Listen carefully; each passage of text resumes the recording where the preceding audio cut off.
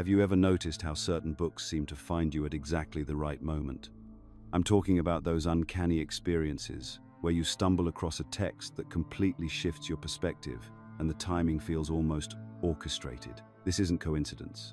Throughout history, transformative knowledge has surfaced precisely when individuals and entire civilizations were ready for profound change. The ancient Egyptians understood this principle intimately, particularly through the wisdom of Thoth, their god of divine timing and hidden knowledge.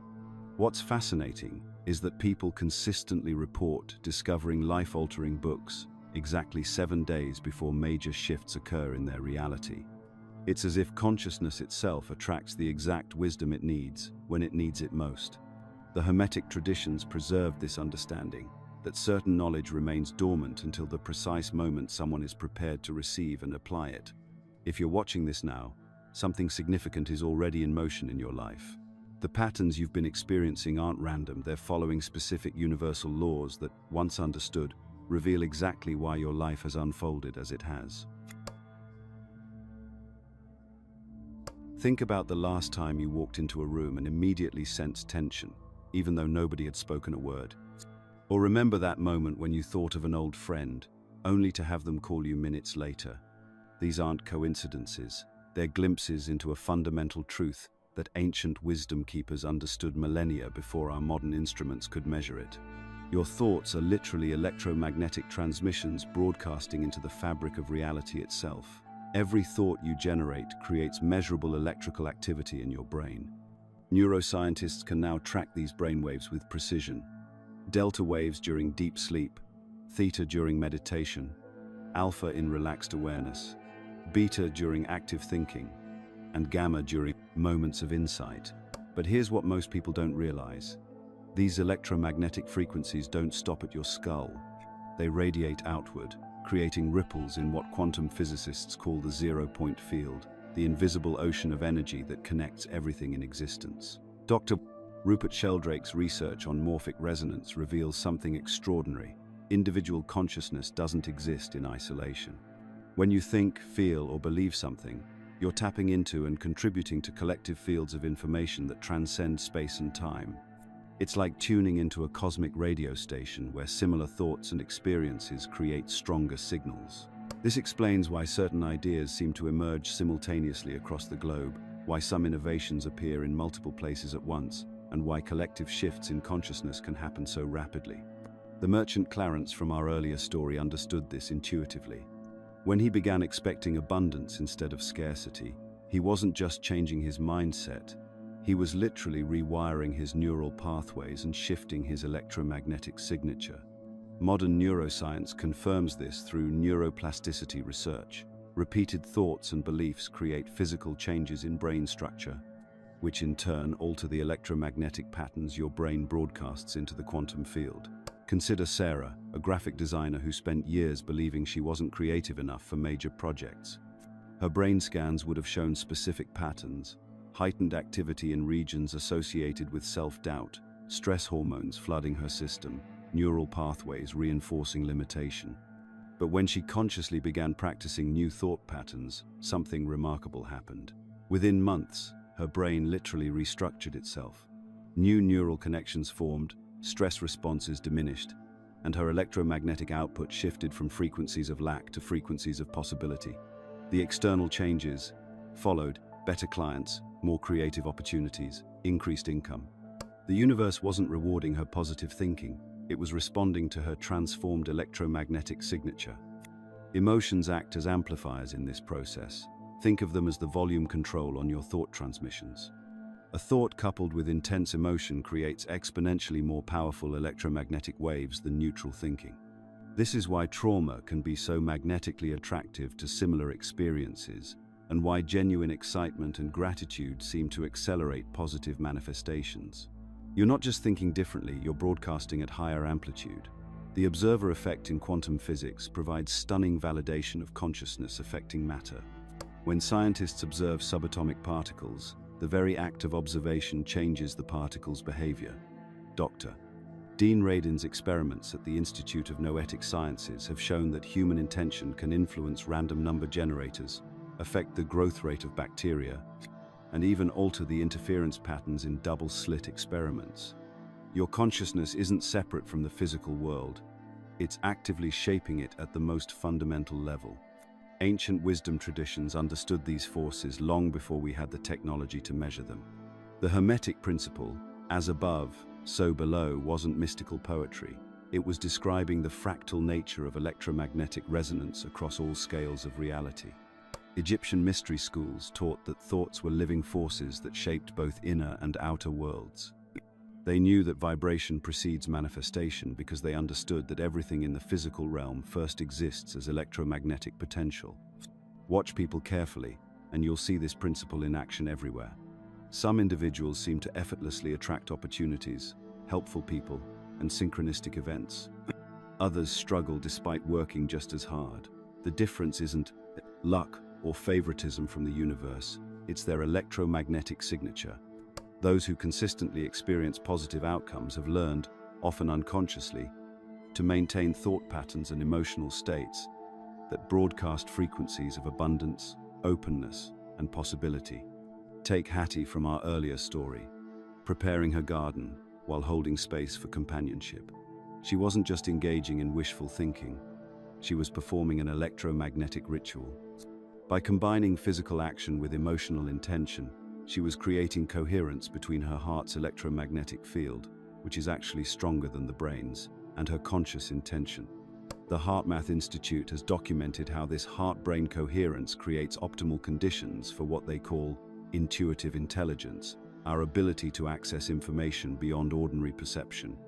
Your electromagnetic output operates like a tuning fork, resonating with matching frequencies in the quantum field. When you consistently broadcast worry, you attune to circumstances that validate worry.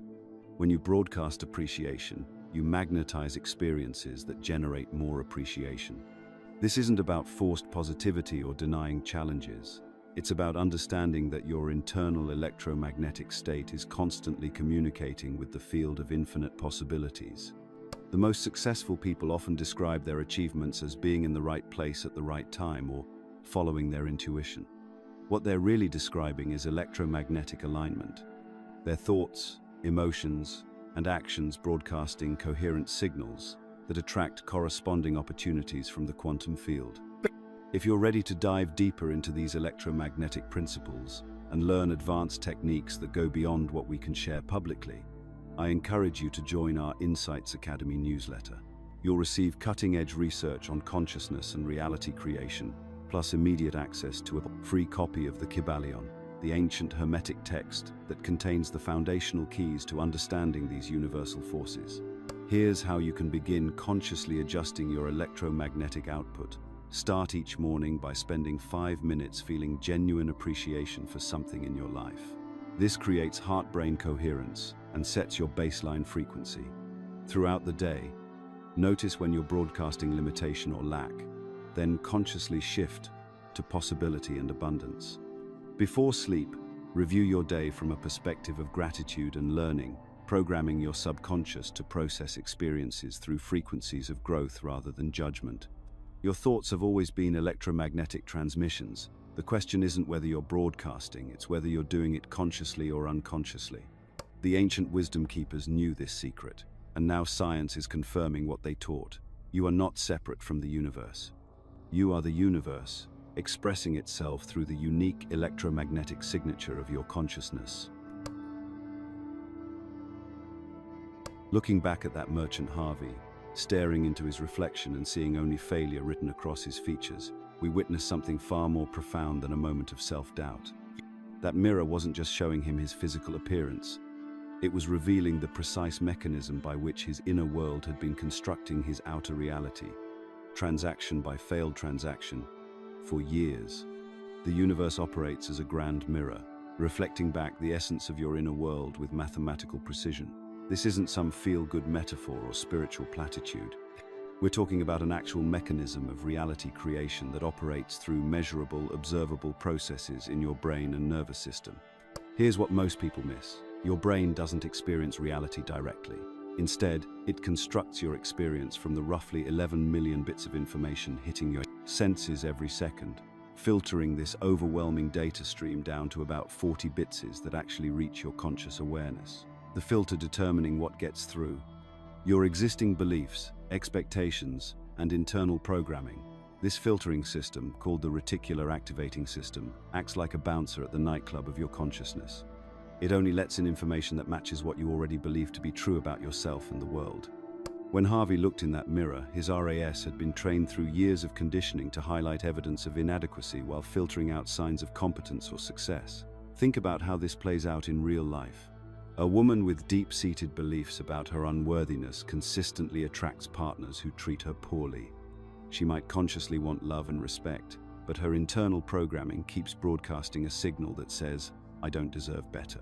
The universe, operating as her perfect mirror, keeps reflecting back relationships that confirm this hidden belief.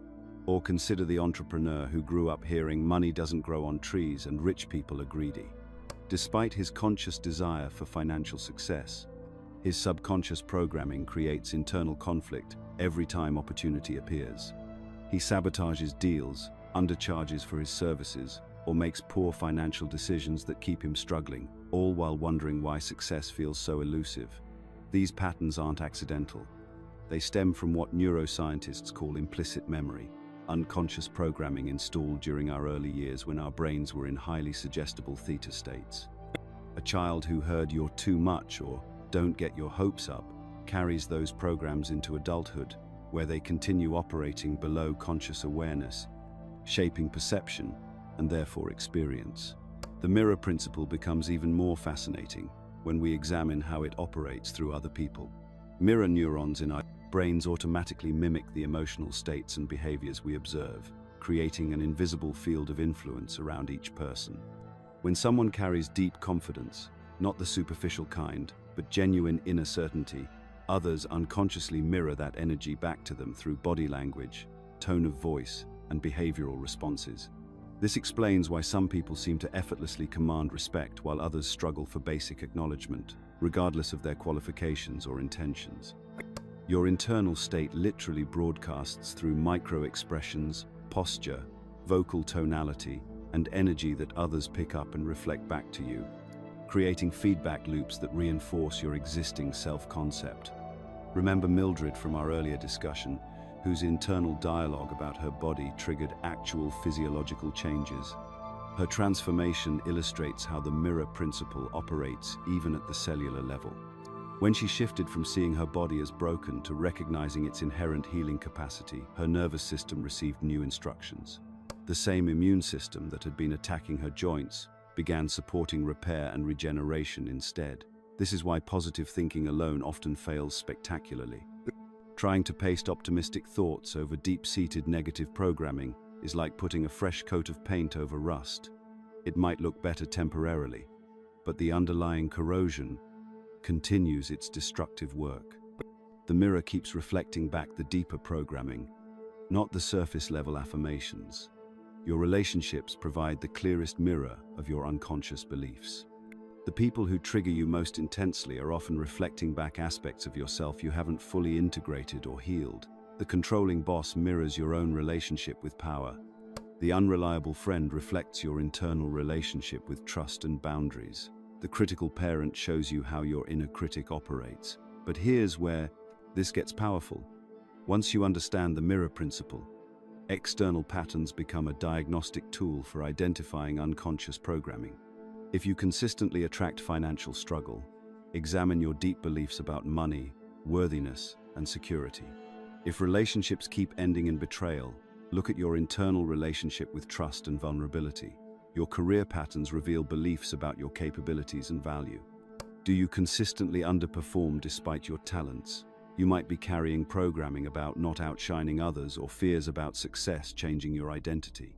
Do you hit the same income ceiling repeatedly?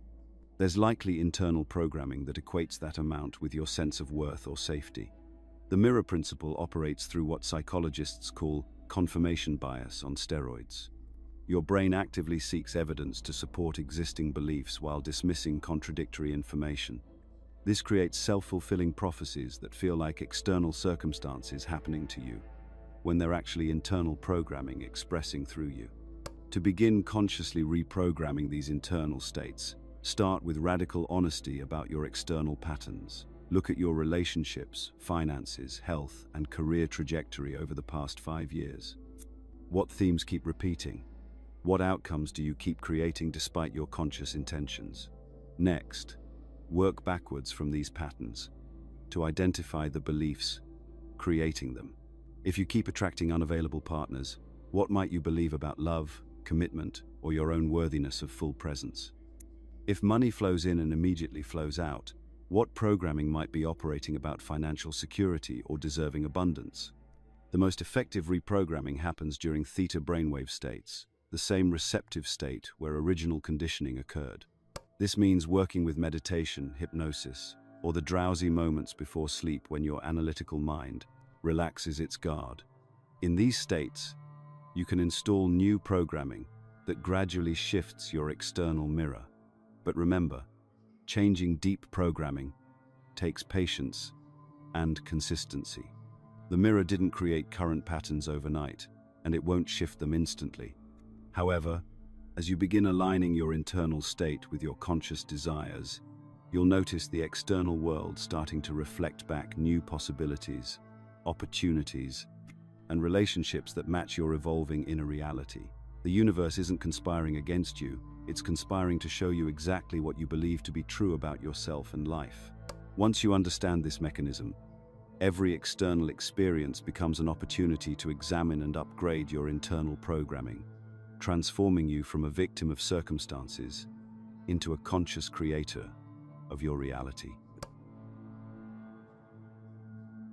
Fear exists not as your enemy, but as your teacher. This single insight, recorded in fragments across ancient wisdom traditions, completely transforms how we understand the electromagnetic patterns we explored earlier and the mirror principle that governs your experience. Think about the last time you felt genuine fear about a decision or opportunity. Your heart rate increased, your breathing became shallow, your mind generated a dozen reasons why you should retreat. What most people don't realize is that fear operates on the same electromagnetic frequency as excitement. The physiological response is nearly identical. The difference lies entirely in your interpretation. Stanley discovered this truth the hard way. For 15 years, he ran a small electronics repair shop that barely kept him afloat. When digital technology began making his skills obsolete, fear paralyzed him completely. Every night, he'd lie awake calculating how many months he could survive if customers stopped coming. The fear of losing his livelihood created what ancient traditions called energetic contraction, a literal tightening of his entire being that blocked the natural flow of abundance. Here's what Stanley didn't understand. His fear wasn't warning him about danger. It was pointing directly toward his greatest opportunity for growth. The same electromagnetic patterns his thoughts were creating, those patterns we discussed that send signals into the quantum field, were being distorted by his fear-based contractions. Instead of broadcasting confidence and possibility, he was transmitting scarcity and limitation. The universe, operating as that perfect mirror we explored, reflected back exactly what he was projecting. Modern neuroscience confirms what ancient initiates knew intuitively. The amygdala, your brain's alarm system, cannot distinguish between physical threats and psychological challenges. When you consider starting a business, having a difficult conversation, or pursuing a dream, your nervous system responds as if you're facing a saber-toothed tiger. This fight-or-flight response served our ancestors well when survival depended on split-second reactions to genuine physical danger. But when applied to spiritual and emotional growth, it becomes your greatest obstacle. The ancient Egyptian mystery schools taught that fear is merely a shadow cast by your own light. The brighter your potential, the larger the shadow of fear it creates. This explains why you often feel most afraid when you're closest to breakthrough moments. Your consciousness recognizes the magnitude of what's possible, and fear arises proportional to that potential. Consider Sarah, a corporate attorney who felt increasingly miserable in her high-paying job. For 2 years, she talked about starting her own practice, but fear kept her trapped. Fear of losing her steady income, fear of failure, fear of what colleagues would think. What she didn't recognize was that her fear was actually excitement about her authentic path, filtered through a nervous system trained to interpret expansion as threat. The moment Sarah reframed, her fear as excitement about growth, everything shifted.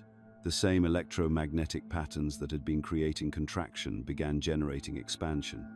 Her thoughts, now aligned with possibility rather than limitation, sent entirely different signals into the quantum field. Within 6 months, she had launched her practice and was earning more than her corporate salary while doing work that energized rather than drained her. This transformation reveals a crucial principle. Fear-based decisions create self-fulfilling prophecies of limitation, while courage-based decisions open new possibilities. When you make choices from fear, you're essentially programming the universe to deliver experiences that validate your fearful expectations. When you choose from courage, not the absence of fear, but action in spite of fear, you align with the natural flow of expansion that governs all life. Ancient initiates understood this so deeply that they deliberately exposed themselves to controlled fears as a method of spiritual strengthening. They recognized that courage isn't a personality trait you're born with or without, it's a skill you develop through practice. Each time you feel fear and choose expansion anyway, you're literally rewiring your nervous system to interpret challenge as opportunity rather than threat. But here's where it gets really interesting. Fear of success often sabotages people more powerfully than fear of failure. Failure, at least, is familiar territory. Success requires you to become someone new, to step into a version of yourself you've never been before. This unknown territory triggers your nervous system's deepest alarms. Ida's story illustrates this perfectly. After her husband died, she faced a choice between selling their small farm or learning to manage it herself. At 72, with no agricultural experience, the logical choice seemed obvious, but something deeper called to her. The fear was overwhelming. Fear of physical demands she wasn't sure she could meet, fear of financial mistakes, fear of appearing foolish to neighbors who expected her to act her age. Instead of running from these fears, Ida began walking with them. She enrolled in farming courses, hired a mentor, and started viewing each challenge as evidence that she was expanding beyond her old limitations. The energetic shift was palpable. Where contraction had once dominated her field, expansion began flowing. The farm not only survived under her management but thrived, becoming a community gathering place that generated multiple income streams she'd never imagined. The key insight here is that fear often indicates proximity to your destiny, not distance from it. When you learn to read fear as a compass rather than a warning system, your entire relationship with growth transforms. So how do you practically transmute fear energy into creative force? Start by recognizing that the same physiological arousal you interpret as fear can be reinterpreted as excitement about expansion. When you feel that familiar tightening, that quickening of breath and heartbeat, pause and ask, what is this fear pointing me toward? Instead of asking, what might go wrong? Ask, what becomes possible if I move through this? The next time fear arises around a decision or opportunity, treat it as valuable intelligence about your growth edge, rather than a reason to retreat. Your fear is showing you exactly where your greatest potential lies, waiting to be claimed. Your thoughts are not mere whispers in the wind. They are living seeds that take root in the garden of tomorrow. This isn't poetic metaphor. It's the fundamental mechanism by which consciousness creates reality. Every thought you think, every belief you hold, every mental image you entertain becomes a seed planted in the fertile soil of your subconscious mind. Think about Elsie, a woman who transformed her entire life by understanding this principle. For 40 years, she struggled with relationships, money, and health, believing these problems were just bad luck. Then she learned about mental gardening. She realized her mind had become overrun with weeds, limiting beliefs planted decades earlier. I'm not good enough. Money is hard to come by. People always disappoint me. These thoughts had been growing in the darkness of her subconscious, sending up shoots of corresponding experiences year after year. But here's what makes this fascinating. Your subconscious mind operates exactly like fertile soil. It accepts whatever seeds you plant without judgment, without question, without preference. Plant seeds of abundance, and it works tirelessly to manifest abundance. Plant seeds of lack, and it manifests lack with equal enthusiasm. The soil doesn't care. It simply grows what you give it. This happens through a process neuroscientists now understand clearly. Repetitive thoughts create neural pathways in your brain, literally carving channels that electrical impulses follow more and more easily. Think the same thought pattern for weeks, months, or years, and you create what researchers call automatic programs, unconscious mental routines that run in the background of your awareness, shaping your perceptions, decisions, and actions without your conscious involvement. Here's where most people get frustrated with manifestation. There's always a gestation period between planting mental seeds and seeing physical results. Just as a tomato seed doesn't produce fruit overnight, mental seeds require time to grow into physical experiences. This delay often causes people to abandon their mental gardening just before their harvest would appear. Consider how negative thought patterns planted in childhood continue producing unwanted results decades later. A child who repeatedly hears, "We can't afford that," doesn't just learn about family finances. They plant seeds of scarcity that can dominate their adult financial life. A child criticized for making mistakes doesn't just learn to be careful. They plant seeds of perfectionism and fear of failure that can paralyze their creativity for decades. Leonard discovered this when he examined why his business relationships always turned sour. He traced the pattern back to his father's constant warnings. "Don't trust anyone in business. They'll take advantage of you." For 30 years, Leonard unconsciously expected betrayal, and his suspicious behavior consistently created the very betrayals he feared. When he began consciously changing his words and expectations about business partners, his relationships transformed within months. His language literally reprogrammed his reality. This reveals something crucial. Emotions are the water that feeds your mental seeds. Thoughts accompanied by strong emotions grow faster and stronger than neutral thoughts. Fear, anger, and worry act like miracle-grow for negative seeds, while love, gratitude, and excitement accelerate positive ones. This explains why traumatic experiences often have such lasting impact. They plant seeds watered by intense emotion. You've probably noticed that some people seem to have natural green thumbs for success, while others struggle despite learning the same techniques. The difference isn't talent or luck, it's the condition of their mental soil. Someone raised with encouragement and possibility, thinking has rich, fertile mental soil.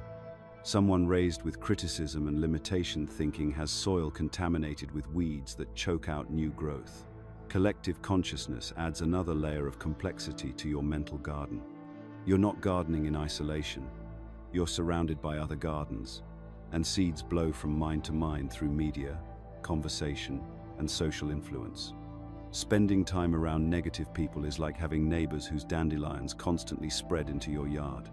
Their limiting beliefs, fears, and complaints can take root in your consciousness if you're not vigilant. This is why protecting your mental garden requires the same attention a master gardener gives to soil quality.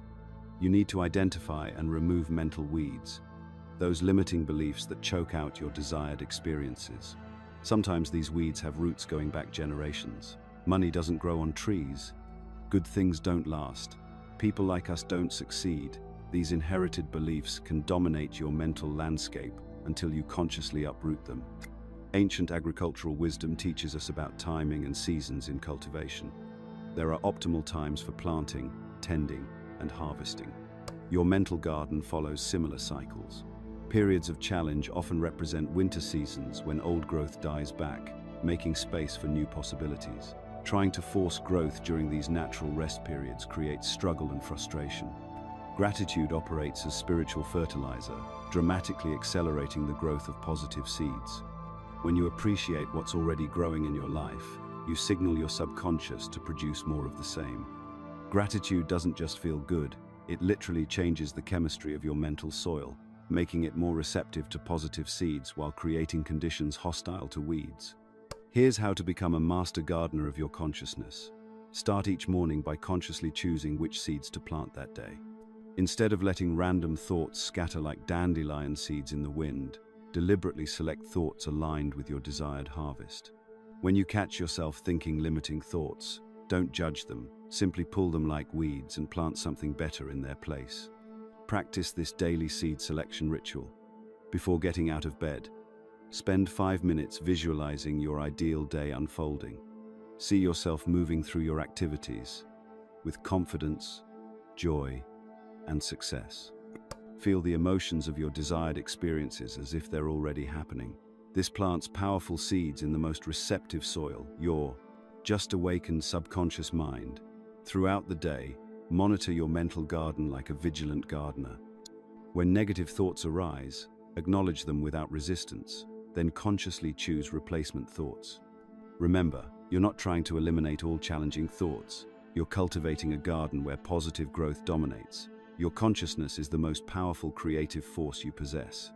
Every moment, you're either planting seeds of limitation or possibility. The harvest you're experiencing today grew from seeds you planted months or years ago. The harvest you'll experience tomorrow is growing from seeds you're planting right now. Choose them wisely. The universe operates like a mighty river. Its currents carry all that is meant for you. When you resist its flow, you create dams of tension that block abundance. I learned this the hard way, watching brilliant people destroy their own dreams through sheer force of will. They gripped their goals so tightly that opportunities slipped through their fingers like water. They pushed so hard against closed doors that they missed the open windows beside them. Your nervous system knows the difference between forcing and allowing, even when your mind doesn't. When you operate from force, that grinding, effortful energy we've been conditioned to worship, your body floods with cortisol and adrenaline. These stress hormones literally shut down the prefrontal cortex, the part of your brain responsible for creative problem solving and pattern recognition. You become blind to solutions that would be obvious in a relaxed state. Think about the last breakthrough you experienced. I'm willing to bet it didn't come during your most intense striving moments. It probably arrived in the shower, on a walk, or just as you were falling asleep, when you finally stopped pushing and allowed your mind to soften. There's a woman named Mabel whose story illustrates this perfectly. She spent 15 years climbing the corporate ladder, forcing herself through 60-hour weeks, sacrificing her health and relationships for a promotion that always seemed just out of reach. She felt trapped, suffocated by her own ambition. The harder she pushed, the more obstacles appeared. Her stress was so intense that she developed chronic migraines and couldn't sleep without medication. Everything changed when Mabel learned to flow with life's current instead of fighting against it. She stopped forcing conversations with her boss about promotions and started genuinely listening to what her company needed. She stopped pushing networking events and began having authentic conversations with colleagues. Within 6 months, 3 different opportunities opened up, including one she never could have imagined that perfectly matched her skills and values. This isn't about becoming passive or giving up on your dreams. It's about understanding the profound difference between inspired action and effortful struggle. Inspired action feels energizing, even when it's challenging. It flows from clarity and inner knowing. Effortful struggle feels heavy, draining, and often involves swimming against your natural instincts. Your autonomic nervous system is remarkably sophisticated at detecting this difference. When you're in alignment with natural flow, your parasympathetic nervous system activates, heart rate variability improves, digestion optimizes, and your brain produces the alpha waves associated with peak performance and creativity. When you're forcing, your sympathetic nervous system kicks into overdrive, creating the physiological state of chronic stress that blocks both inspiration and opportunity. Nature demonstrates this principle everywhere you look. Trees don't force their growth. They respond to sunlight, draw nutrients from soil, and expand at their natural pace. Rivers don't struggle to reach the ocean. They follow the path of least resistance, carving canyons and nourishing valleys along the way. Flowers don't force themselves to bloom. They open when conditions align with their inner timing. Yet our culture has programmed us to believe that worth equals struggle. We've been taught that if something doesn't feel difficult, we must not be trying hard enough. This programming runs so deep that many people feel guilty when things come easily. They sabotage their own success because smooth progress doesn't match their mental model of how achievement should feel. Consider Franklin, a merchant who spent years forcing his business to grow in directions that felt increasingly unnatural. He invested heavily in markets he didn't understand, hired employees who didn't share his values, and pushed products that customers weren't asking for. His stress levels were through the roof, his relationships suffered, and despite all his effort, profits stagnated. The turning point came when Franklin surrendered to new directions instead of forcing old ones. He started paying attention to what customers actually wanted rather than what he thought they should want. He aligned his business practices with his personal values instead of copying competitors. He hired slowly and trusted his intuition about people. Within 18 months, his revenue had doubled, but more importantly, he enjoyed his work again. This flexibility created more opportunities than rigid planning ever could. When you're locked into specific outcomes, you miss the unexpected pathways that often lead to something better than you originally imagined. The ancient Chinese concept of Wu Wei, often translated as effortless action, captures this perfectly.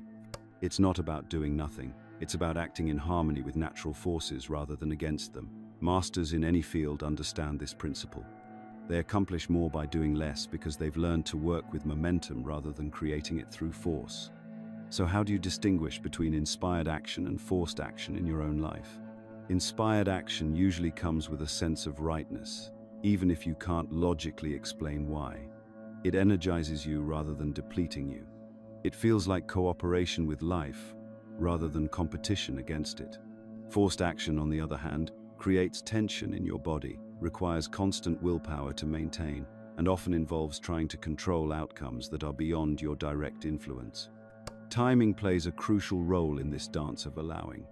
There are seasons for planting and seasons for harvesting, moments for speaking and moments for listening, times for action and times for patience. Learning to recognize these natural rhythms requires developing sensitivity to subtle cues, both internal and external. Your body is constantly giving you information about timing. That sense of expansion in your chest when an opportunity feels right, the subtle contraction when something isn't quite ready yet, the way certain conversations flow effortlessly while others feel forced. These aren't random sensations, they're sophisticated guidance systems that have been refined over millions of years of evolution. Start paying attention to how different actions feel in your body. Notice the quality of energy behind your choices. When you catch yourself forcing, pause and ask, what would allowing look like here? Sometimes it means waiting for better timing. Sometimes it means approaching the situation from a completely different angle. Sometimes it means trusting that the outcome you're forcing isn't actually what's best for you. Developing trust in life's natural current isn't naive optimism, it's practical wisdom. It's recognizing that the same intelligence that coordinates trillions of cells in your body, that orchestrates the movement of planets and the changing of seasons, might just know something about timing and flow that your anxious mind doesn't. When Thoth inscribed those ancient tablets, he revealed something that modern quantum physics is only beginning to understand. Gratitude isn't just a nice feeling or positive attitude, it's the master key that opens every portal, the golden key you seek to unlock the universe's abundance. But here's what most people miss entirely. Gratitude operates as a specific frequency, a measurable electromagnetic signature that literally restructures reality around you. Let me share something that happened to a man named Eugene in Detroit. He'd been struggling financially for years, working dead-end jobs, watching his dreams slip away month after month. Then he discovered something extraordinary in an old metaphysical text, the practice of appreciating what he already had, no matter how small. Eugene started thanking the universe for his tiny apartment, his beat-up car, even his meager paycheck. Within 3 weeks, his supervisor offered him a promotion he didn't even know existed. Within 6 months, he doubled his income and moved into a beautiful home. What Eugene stumbled upon wasn't luck.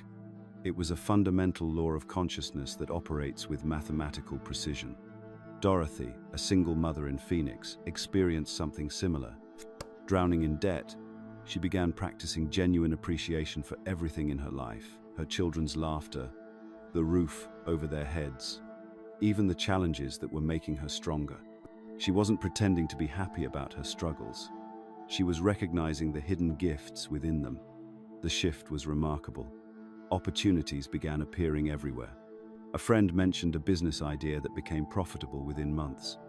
An unexpected inheritance from a distant relative arrived just when she needed it most. These aren't isolated incidents or wishful thinking.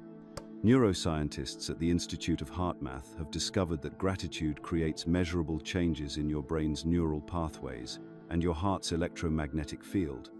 When you feel genuine appreciation, your heart rhythm becomes coherent, producing a powerful electromagnetic signature that extends several feet beyond your physical body. This field literally broadcasts information into the quantum vacuum, the underlying fabric of reality itself. But here's the crucial distinction most people miss.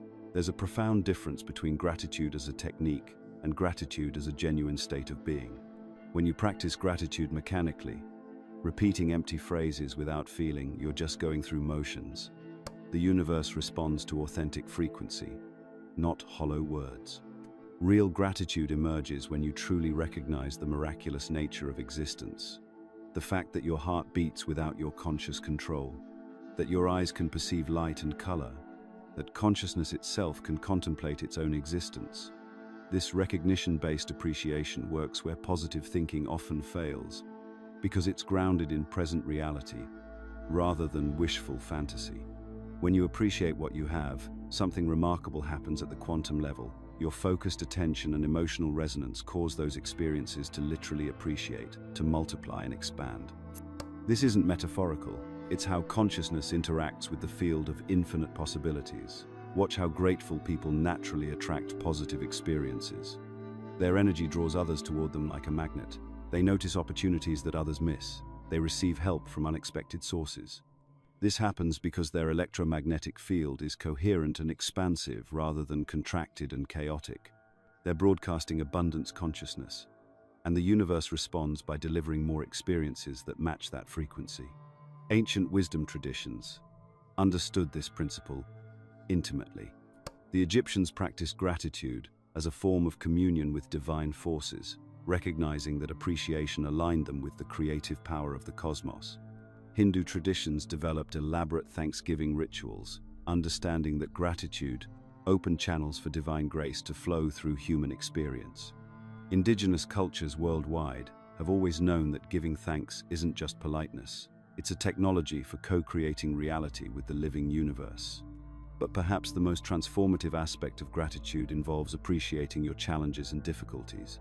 When you can genuinely thank the universe for obstacles, you're not being masochistic. You're recognizing that resistance creates strength, that problems contain solutions, that every difficulty is consciousness expanding itself through experience. This level of appreciation accelerates spiritual growth exponentially because it eliminates the vibrational friction that keeps you stuck in limiting patterns. The science behind this is fascinating. When you practice gratitude, your brain releases dopamine and serotonin while reducing cortisol production. Your heart rhythm becomes coherent, optimizing communication between your heart and brain. This coherence enhances intuition, improves decision-making, and creates what researchers call psychophysiological coherence, a state where all your body's systems function in harmonious synchronization. Here's something most manifestation teachings get backwards: practicing gratitude for future experiences, as if they've already occurred, creates powerful attraction fields in the quantum vacuum. When you feel genuine appreciation for abundance that hasn't yet materialized in physical form, you're establishing a vibrational template that draws those experiences into manifestation. You're not pretending or visualizing, you're recognizing the eternal nature of consciousness where all possibilities exist simultaneously. This principle extends beyond individual experience. Collective gratitude can influence entire communities and situations. When groups of people focus appreciation on specific outcomes, they create coherent fields that affect local reality in measurable ways. Research on group meditation has demonstrated this repeatedly. Focused collective consciousness produces statistically significant changes in crime rates, accident frequencies, and social harmony. Even during difficult circumstances, you can cultivate genuine appreciation by recognizing the profound gift of conscious experience itself. The fact that you can feel pain means you're alive. The fact that you can recognize problems means you have the awareness to solve them. The fact that you desire more means you're connected to infinite creative potential. This isn't positive thinking, it's recognizing the miraculous nature of existence at the most fundamental level. Start each morning by appreciating 3 things before your feet touch the floor. Feel genuine thankfulness for your breath, your consciousness, your ability to experience another day. Throughout the day, catch yourself appreciating small moments: sunlight through a window, a stranger's smile, the taste of water when you're thirsty. Before sleep, review your day with appreciation for both joys and challenges. recognizing how each experience contributed to your growth and understanding. The masters knew that gratitude isn't just a practice, it's a doorway into the heart of creation itself, where abundance isn't something you attract, but something you recognize was always there, waiting for your appreciation to bring it into full bloom. Your soul speaks in whispers, not shouts. While your mind races through endless chatter about deadlines, social media notifications, and what everyone else thinks, your deepest wisdom communicates through the quietest channel imaginable. This is your intuitive guidance system, what I call your soul's inner GPS, and it's been trying to reach you your entire life. Oscar was a struggling musician in Nashville, playing dive bars for tips and sleeping on friends' couches. Logic told him to give up, get a real job, maybe move back home. But something inside kept nudging him toward a specific coffee shop on Music Row, not because he had meetings there or knew anyone, just because something felt right about that place. For 3 weeks he ignored the feeling, too weird, too random. Finally, desperate and with nothing to lose, he started spending afternoons there with his guitar. On day 4, a woman at the corner table approached him. She'd been listening to him play and happened to be a producer looking for exactly his sound. 6 months later, his first album went gold. Nettie felt the same inexplicable pull toward a particular evening art class, even though she'd never painted before and the timing seemed impossible with her demanding corporate job. The logical mind said no, too expensive, too time-consuming, too frivolous. But the quiet inner voice persisted. She finally enrolled and met her future business partner in that class, someone who helped her launch the design company she'd dreamed about for years but never knew how to start. These aren't lucky coincidences. They're examples of people learning to distinguish between the noise of mental analysis and the clarity of intuitive knowing. Your intuition operates as direct communication from higher consciousness, the part of you that exists beyond the limitations of linear thinking and sees patterns your rational mind cannot detect. Here's where most people get confused. They think intuition and impulse are the same thing. They're not even close. Impulse comes from ego desires, the sudden urge to buy something you can't afford, quit your job in anger, or send that text message you'll regret tomorrow. Impulse feels urgent, demanding, often tinged with emotion or reactivity. True intuition feels different entirely. It arrives quietly, with a sense of rightness that doesn't need to justify itself. It often suggests actions that seem illogical but feel deeply aligned. Steve Jobs famously said his biggest business decisions came not from market research but from intuitive knowing. When everyone told him the iPad was a solution looking for a problem, his inner guidance said otherwise. Oprah Winfrey describes checking every major decision against what she calls her inner voice, that quiet knowing that transcends rational analysis. These aren't mystical people living in caves. They're individuals who learn to hear the difference between mental noise and soul wisdom. The rational mind serves a crucial function, analyzing data, solving problems, handling logistics. But it operates like a sophisticated computer, processing information it already has access to. Intuition works differently. It taps into information beyond your current knowledge base, sensing patterns and possibilities your analytical mind cannot see. When you're trying to decide between 2 job offers, your mind weighs salary, benefits, commute times. Your intuition senses which environment will nurture your growth in ways you cannot yet imagine. Modern culture has trained us to dismiss anything that cannot be measured, proven, or explained through logical frameworks. We've been taught that feelings are unreliable, that gut instincts are primitive, that real intelligence means overriding intuitive impulses with rational analysis. This creates a profound disconnection from one of our most sophisticated guidance systems. The universe communicates through your energy centers, sending information through subtle physical sensations. Some people feel intuitive guidance as a lightness or expansion in their chest when something aligns with their path. Others experience a sinking feeling in their stomach when something feels wrong, even if it looks good on paper. Your heart might flutter with excitement when you're moving towards something meant for you, or you might feel a subtle contraction when you're forcing something that isn't aligned. Learning to read these signals requires the kind of inner stillness that meditation and quiet contemplation provide. When your mind is constantly buzzing with activity, these subtle communications get drowned out completely. It's like trying to hear a whispered conversation at a rock concert. The signal is there, but the noise makes reception impossible. Ancient cultures understood this deeply. Indigenous traditions trained people from childhood to access inner knowing through vision quests, dream work, and extended periods in nature. Greek oracles cultivated states of consciousness that allowed them to receive guidance beyond ordinary thinking. Eastern traditions developed elaborate systems for quieting the mind, specifically to hear the voice of deeper wisdom. Fear and doubt act as interference patterns, scrambling your intuitive reception.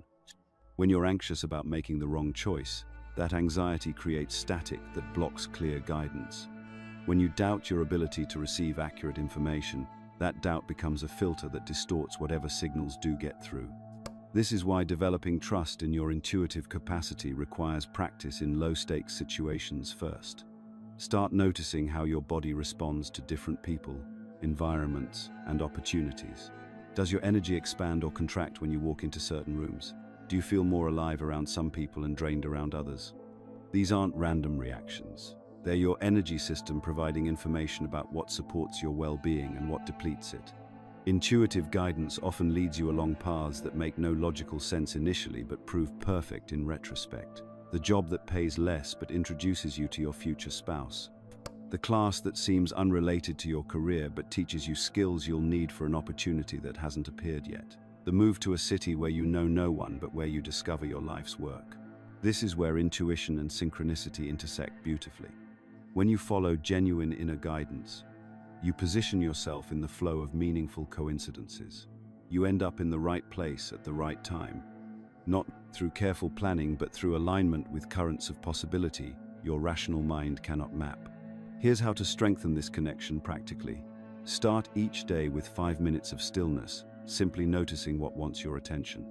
Before making decisions, pause and sense how each option feels in your body. Practice distinguishing between the urgency of mental chatter and the quiet certainty of inner knowing. Keep a journal of times you followed hunches and how they turned out. You'll be amazed at the pattern of accuracy that emerges. Your soul's GPS has been broadcasting guidance your entire life. The question isn't whether it's working, it's whether you're tuned in to receive the signal. The ancient texts speak of a profound truth. Thought becomes form through the bridge of belief. But here's what most people miss. Belief isn't just positive thinking or wishful affirmations. Belief is merely the path dreams walk to reach you. It's the actual mechanism that transforms the invisible realm of possibility into the tangible world you experience every day. I've witnessed this transformation countless times. There was Beatrice, a woman who held such unwavering faith in her vision of opening a healing center that she could describe every detail. The scent of lavender in the waiting room, the sound of wind chimes by the entrance, even the specific shade of blue she'd paint the meditation room. Her belief wasn't hope, it was knowing. Within 18 months, she was holding the keys to a space that matched her vision down to those exact wind chimes. Then there's Virgil, who believed so completely in his ability to write a novel that would touch millions that he wrote every day for 3 years, even when publishers rejected him repeatedly. His unshakable belief eventually materialized into a bestseller that's now being translated into 17 languages. What made their experiences possible wasn't luck or coincidence. Modern quantum physics is beginning to understand what ancient mystery schools taught for millennia. Consciousness doesn't just observe reality, it participates in creating it. At the quantum level, particles exist in states of infinite possibility until observation collapses them into specific outcomes. Your beliefs act as that observer, collapsing the wave function of potential into the particular reality you experience. But here's the crucial distinction most people never grasp. There's a world of difference between belief and hope. Hope is wishful thinking. It carries the energy of lack, of wanting something you don't have. Hope says, maybe someday. Belief, true belief, is deep knowing. It carries the energy of certainty, of something that already exists in potential and is simply making its way into form. Belief says, it is already done. Your nervous system can't tell the difference between a vividly imagined experience and a real one when your belief is complete. Neuroscientist Dr. Joe Dispenza's research shows that when people hold genuine beliefs about their future, their brains literally rewire themselves to match that reality. New neural pathways form, creating the thoughts, behaviors, and perceptions necessary to recognize and act on the opportunities that will make their beliefs manifest. This is why limiting beliefs are so devastating. They're not just negative thoughts. They're invisible barriers that prevent you from seeing what's actually available to you. When someone believes, "I'm not good with money," their brain filters out financial opportunities, entrepreneurial ideas, and investment possibilities that are right in front of them. Their reticular activating system, the brain's filtering mechanism, literally deletes information that contradicts their belief system. Think of belief as an energetic bridge between where you are and where you want to be. Every genuine belief creates pathways in the quantum field, establishing resonance between your current state and your desired outcome. This isn't metaphysical fantasy, it's measurable. When your beliefs align with your desires, you begin noticing synchronicities, meeting the right people, finding resources you need, and discovering opportunities that seem to appear from nowhere. Collective beliefs shape entire cultures.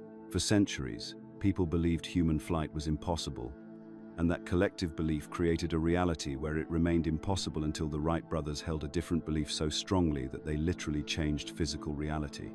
Individual belief can transcend group limitations, but it requires understanding how belief systems operate at the deepest levels. Your perception is entirely determined by your beliefs, and your perception determines which opportunities you recognize and pursue.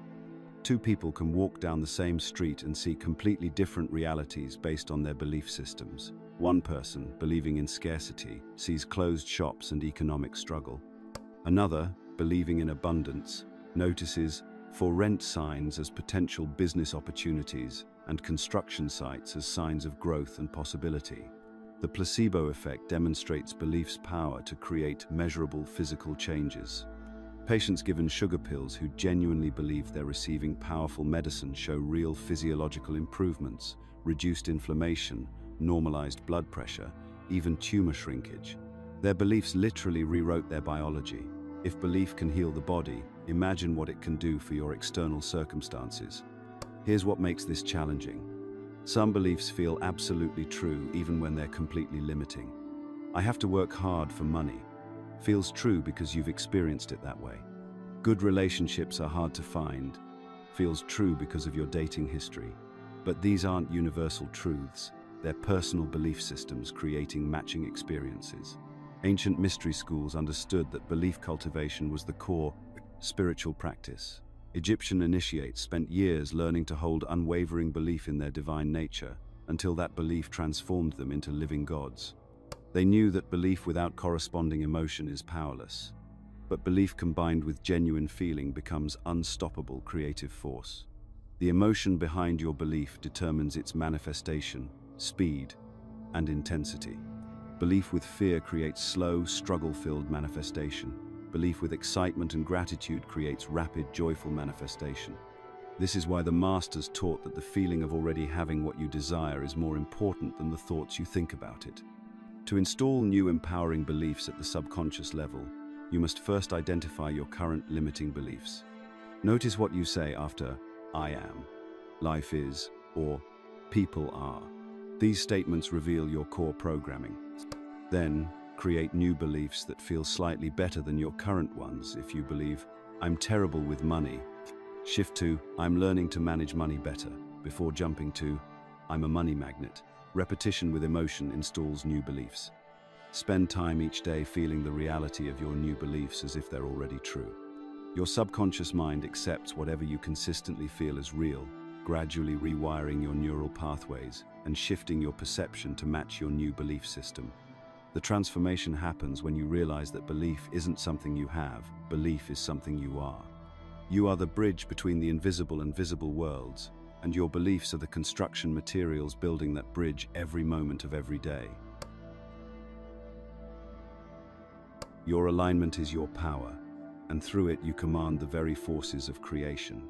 This isn't metaphorical poetry, it's the fundamental operating principle of reality itself. When you truly grasp this, everything changes. In the ancient teachings, there's the story of Matilda, a merchant's daughter who lived her entire life, believing she was common born. She worked in the markets, accepted scraps from the wealthy, and bowed her head to those she thought were her betters.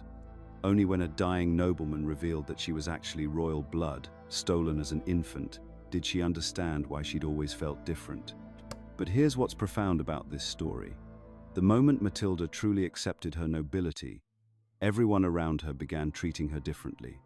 She hadn't changed her clothes or her location. She'd changed her consciousness. She'd claimed her sovereignty.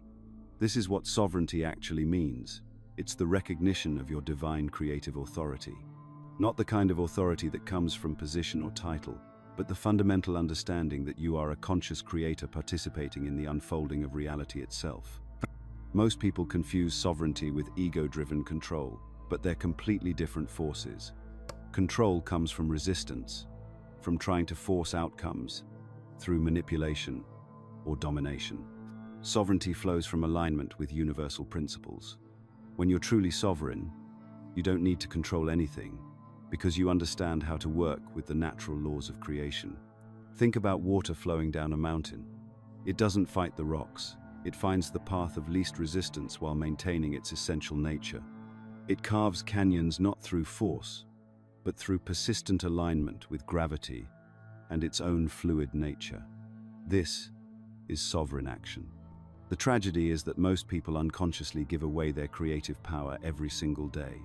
They believe external circumstances determine their experience. They think their boss controls their happiness, their bank account determines their worth, or their past mistakes define their future. Each time you think, "I can't help how I feel because of what they did," you're handing over your creative authority to someone else. I've watched sovereign individuals navigate the same challenges that devastate others, and the difference is remarkable. When Maria lost her job after 20 years, instead of seeing herself as a victim of corporate downsizing, she recognized it as the universe creating space for something better. She used the transition period to launch the consulting business she'd always dreamed of. When David's wife left him, rather than spiraling into bitterness, he saw it as an opportunity to rediscover who he was outside of that relationship. Within a year, he'd transformed his health, his finances, and his entire approach to life. The difference wasn't their circumstances, it was their relationship to their creative power. They saw obstacles as raw material for solutions rather than evidence of their powerlessness. Victim consciousness is the absolute enemy of manifestation because it places all creative power outside yourself. When you're in victim mode, you're essentially saying, "I am not the author of my experience." But if you're not the author, then you can't rewrite the story. You're stuck waiting for someone else to change the plot. The ancient texts speak of wearing the crown of alignment, and this creates a fascinating phenomenon.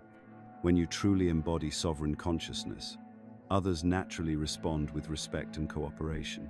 Not because you demand it, but because you emanate the unmistakable energy of someone who knows their worth. You've probably noticed this with certain people. They don't need to announce their authority because it's evident in how they carry themselves. But here's what's crucial. Sovereignty includes responsibility. You're not a passive recipient of random events. You're an active participant in creating your experiences. This doesn't mean you cause every external event, but it means you always have creative authority over your response, and your response shapes what happens next. I remember working with someone who insisted their family made them angry. "You don't understand," they'd say. "My mother pushes all my buttons." But sovereign consciousness recognizes that no one can push buttons you don't give them access to. Your emotional state is your creative domain. When you reclaim that territory, you discover you can interact with the same people in completely different ways. True sovereignty transcends the need for external validation while remaining beautifully open to guidance and collaboration. You're not trying to prove anything to anyone because you know who you are. This creates space for genuine connection and mutual support rather than the exhausting dance of seeking approval. If you've surrendered your creative authority to others' opinions or societal expectations, you can reclaim it. Start by identifying where you're giving your power away. Notice when you think, "I have to," instead of "I choose to." Begin making decisions based on your inner knowing rather than external pressure.